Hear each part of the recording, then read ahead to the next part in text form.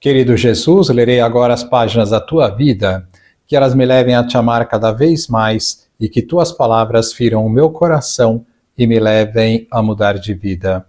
O evangelho de hoje é o evangelho de São João, capítulo 3, versículos 16 a 21. Deus amou tanto o mundo que deu o seu Filho unigênito para que não morra todo o que nele crer, mas tenha a vida eterna. De fato, Deus não enviou o seu Filho ao mundo para condenar o mundo, mas para que o mundo seja salvo por ele.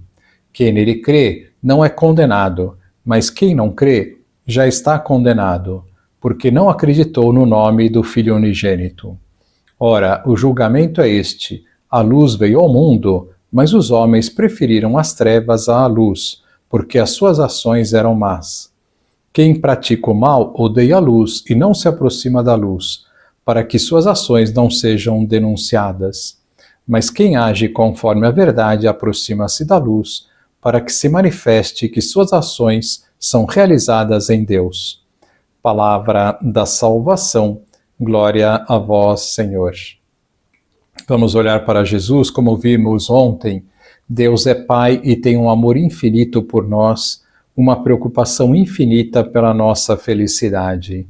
Então, não deveríamos temer a nada.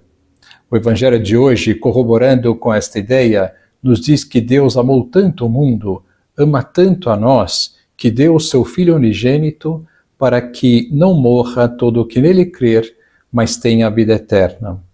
Ou seja, Deus está disposto a tudo para cuidar de nós, para nos proteger, para termos a vida e a vida eterna. Para tornar mais clara esta ideia, gostaria de citar umas palavras deste autor, Rafael Llanos Cifuentes, no seu livro Deus é Vosso Pai, que costumo recomendar a muitas pessoas.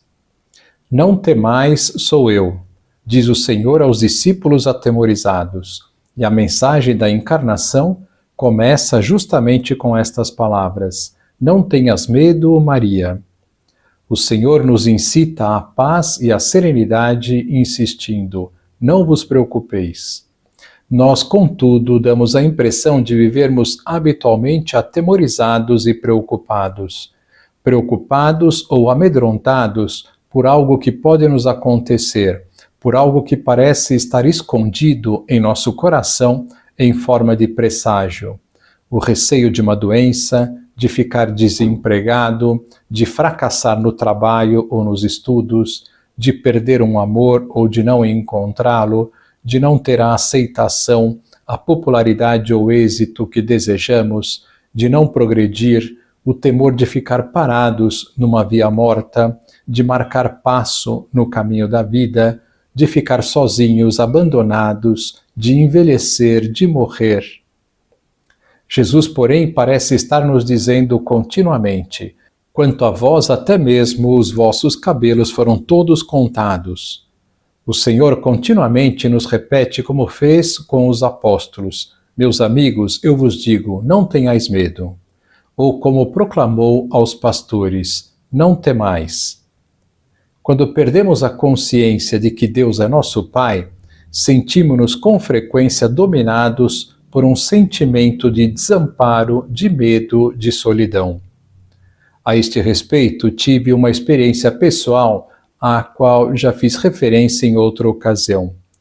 Pregava um retiro numa fazenda de Miguel Pereira, próxima ao Rio de Janeiro, e estando já deitado, escutei um gemido lancinante que provinha do jardim. Procurei cobrir-me bem com o cobertor para não ouvi-lo e poder dormir, mas não conseguia. Era um lamento agudo, persistente. Parecia o pranto de uma criança. Que estranho! Levantei-me. No meio da noite escura, o lamento parecia-me mais dramático e menos humano.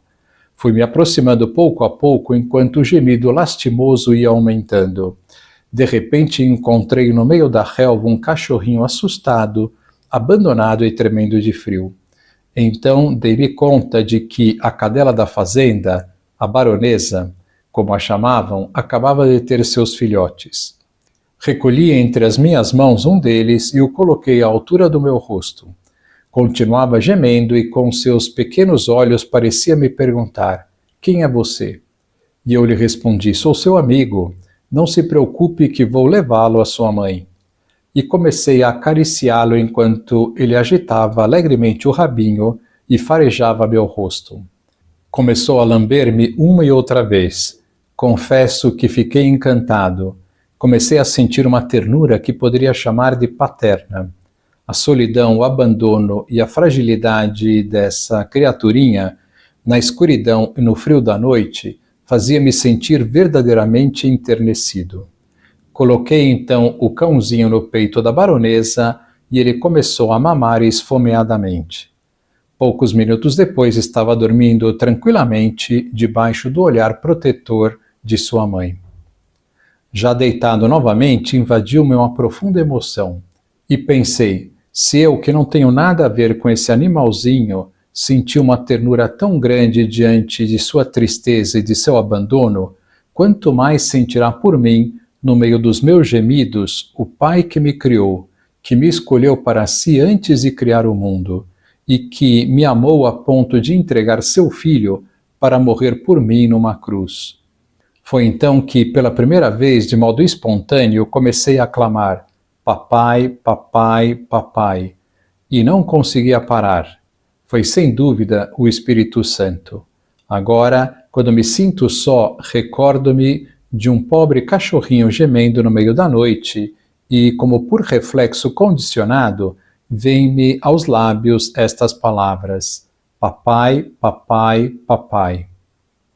Que lição nós podemos tirar destas palavras? Que a consciência viva de que Deus é nosso Pai e que tem um amor infinito por nós, uma preocupação infinita pela nossa felicidade, vai nos conduzindo a eliminar todos os medos da nossa vida, como citamos no começo: o medo de uma doença, de ficar desempregado, de fracassar no trabalho ou nos estudos, de perder um amor ou de não encontrá-lo, de não ter a aceitação, a popularidade ou êxito que desejamos, de não progredir, o medo de ficar parados numa via morta, de marcar passo no caminho da vida, de ficar sozinhos, abandonados, de envelhecer, de morrer. Agora vos dou a bênção para este dia, a bênção de Deus Todo-Poderoso, Pai, Filho e Espírito Santo, esteja sempre convosco e permaneça para sempre. Amém.